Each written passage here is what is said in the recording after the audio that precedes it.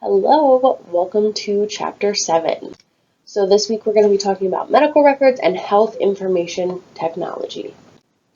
First up, we'll talk about medical records. So medical records are a collection of data recorded when a patient seeks medical treatment. You can find them in pretty much all different types of healthcare settings, so dental offices included. So the purpose of them, they are actually required by licensing authorities to track, document, and maintain patient data both inside and outside of a healthcare facility. They help to provide documentation of a patient's health from the time they are born to the time that they die. It also provides a foundation for managing a patient's healthcare. Doctors are allowed to just look back and see what was done in the past, what surgeries they may have had, medications, things like that. They also serve as legal documents in lawsuits. So if a patient is suing a doctor because they think they may not have done something properly, the doctor is able to use their medical records almost as proof of what they did, and vice versa. If the patient can also use the medical records and say, like, look, this wasn't done even though I was billed for it, something like that. And then lastly, they also provide clinical data for education and statistic tracking, things like that, just as a teaching tool for healthcare professionals as well. So there are electronic records. They are, I don't want to say fairly new, but obviously many years ago, paper records were kept, and now things are moving more electronically based. So this is going to still, just like a paper medical record would, it contains any medical and treatment history of the patient at a practice. So the EHR, the electronic health record, is that digital version, and you can easily share information with other doctors, practitioners, which is really nice with electronic methods. You can simply just email over a patient's file, whereas with paper records, they may have had to been scanned or mailed, which can obviously take a little bit of time. So it does save a lot of time to have everything be digital now. Next, we're going to talk about the 5 C's of documentation in medical records. So number 1 is concise. We want it to be a brief note, like as short as possible, but at the same time, telling everything that we need to know. So you don't want to write a whole novel on every single second that the patient was there, but we need to know the main points, any procedures that were done, any medications, any products used, things like that. Number 2, complete. So we don't want to miss anything. We can't leave anything out that is important. Number 3, clear. It needs to make sense. If someone else is reading this that is not a medical professional even, it needs to make sense. It needs to be ordered correctly, and just the words used need to make sense. Correct. Obviously, you don't want to put any false information in there. Anything that's not true, it needs to be stuff that actually happened. And chronologically ordered. So, like I mentioned before, you need to put it in the order that it was done. You don't want to say that you did a filling and then the patient got numb last. Like, that doesn't make sense. Put it in the correct order. Consent forms for patient imaging. So this is when, like, we take pictures in offices that sometimes may be posted on social media or websites or lectures, CE courses, things like that. We need to get the patient's consent before we use these publicly. So the patient needs to know that the imaging will be used to document their care. Ownership rights do belong to the facility, but imaging can be viewed or copied. So even though the dental office technically owns any images that were taken of the patient, we need the patient's permission to actually show them anywhere outside of the office.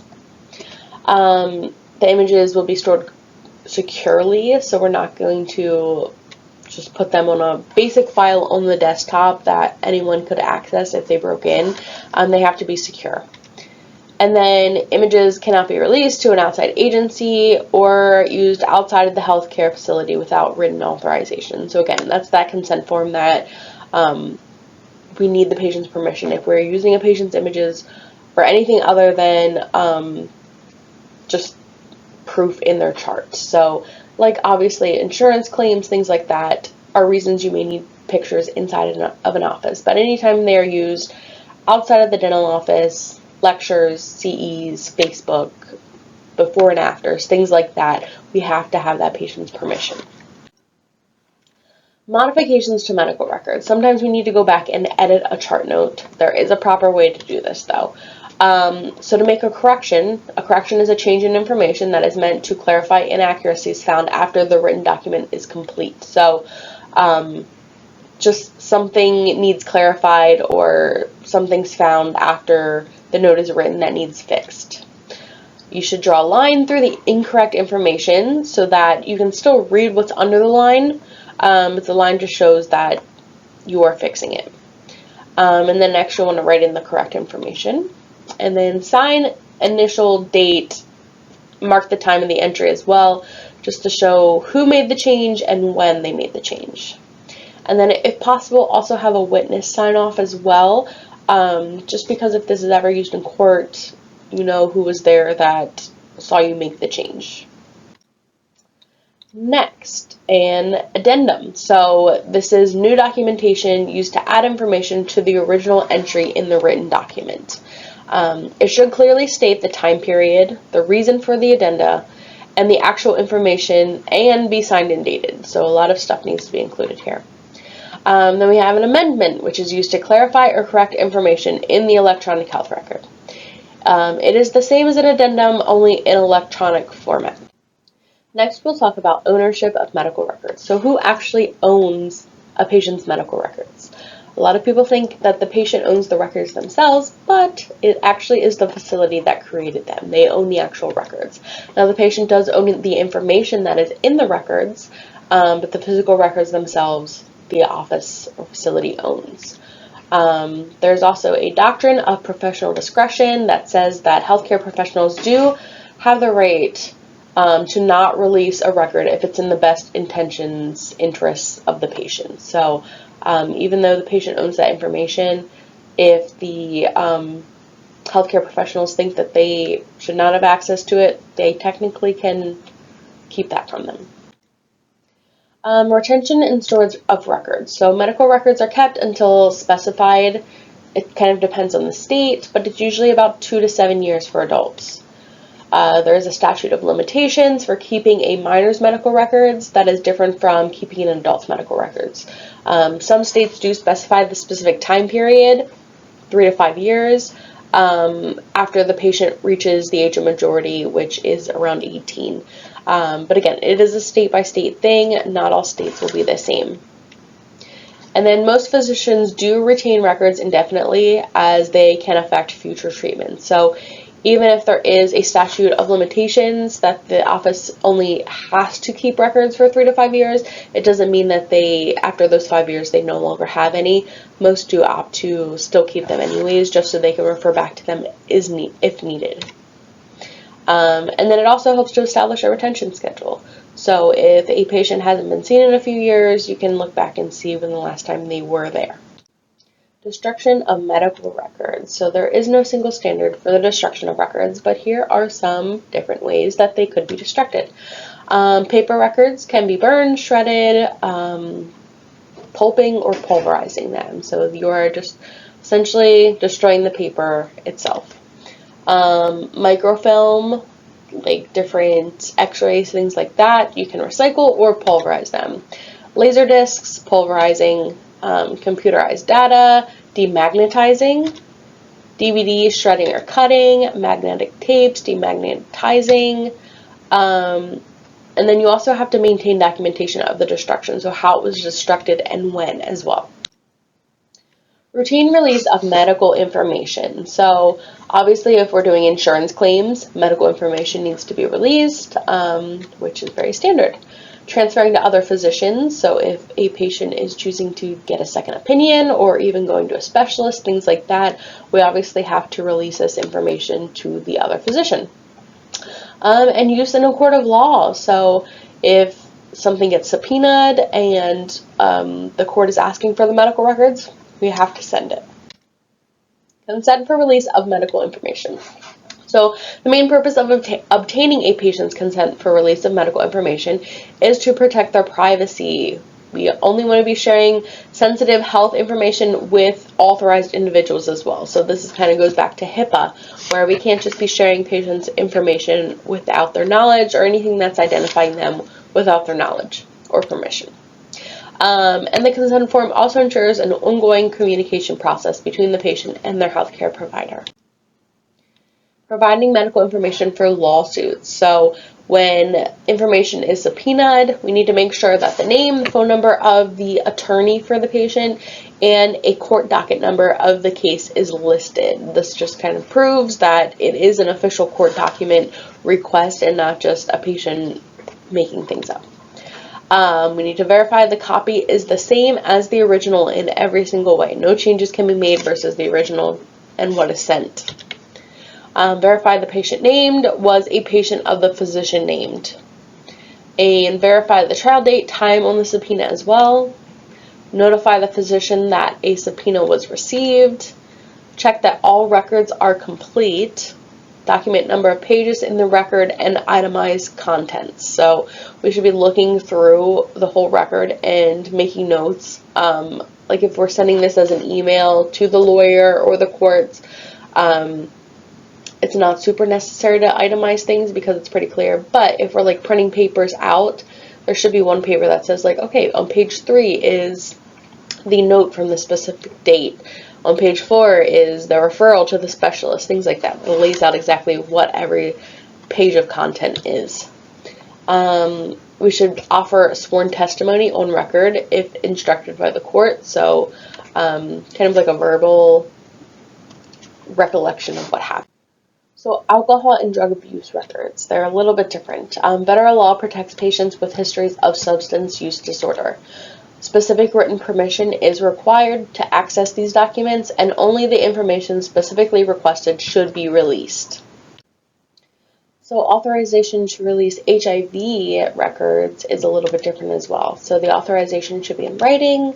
It should include patient's name, address, and date of birth. The patient or guardian should sign the authorization. Only information specifically requested should be released. Requests for information should be witness dated and include the name, address, and signature of the party requesting information and the party asked to release. Requests for information should include a specific description of the information that is needed and the purpose for which the data will be used, and the patient may rescind their consent at any time.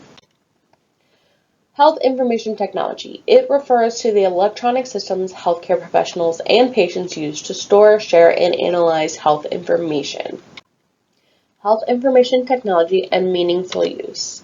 So the process of meaningful use, stage 1 was 2010 to 2013, where providers were starting to adopt this process, and e-prescribing as well, medications. Stage 2, which is started in 2014 to current day, deals with interoperability, which is the ability of computer systems or software to exchange and make use of information.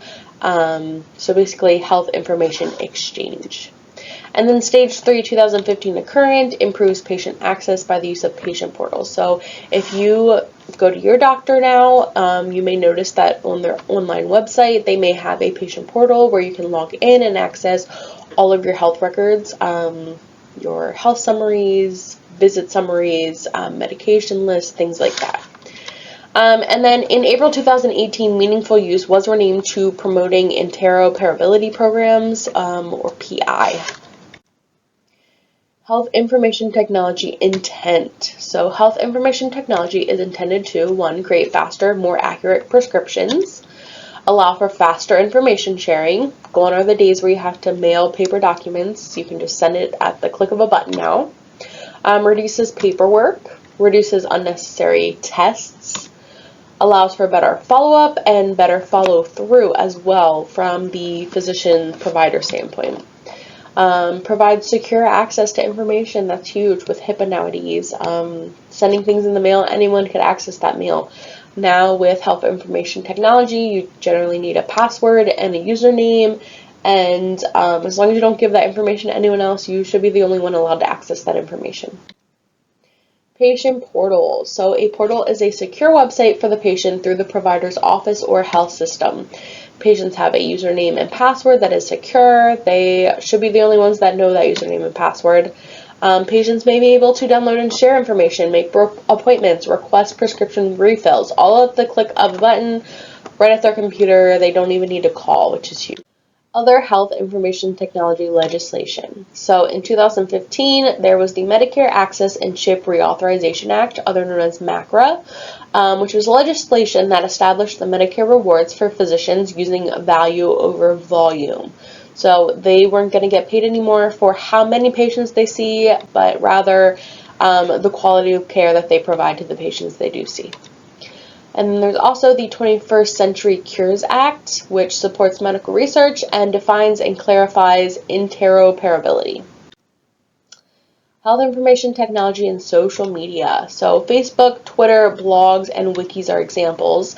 They allow emotional support for people with similar healthcare issues. So if you're going on WebMD and Googling your symptoms, you can see what other people have experienced, what your diagnosis may be, things like that. It can be a blessing and a curse. It can be used by researchers as an analytical platform. They can see what other patients have experienced. It builds awareness of healthcare issues and voice in broadcasting opinions. It may capture patient satisfaction and feedback, and is being used by healthcare organizations for training purposes as well. And providers use to remind patients of upcoming appointments, so that can be helpful as well. And then last, we have health information technology and telemedicine. So this is the remote delivery of healthcare services and clinical information using telecommunications technology. This includes a wide variety of clinical services using internet, wireless satellite, and telephone media, also known as telehealth.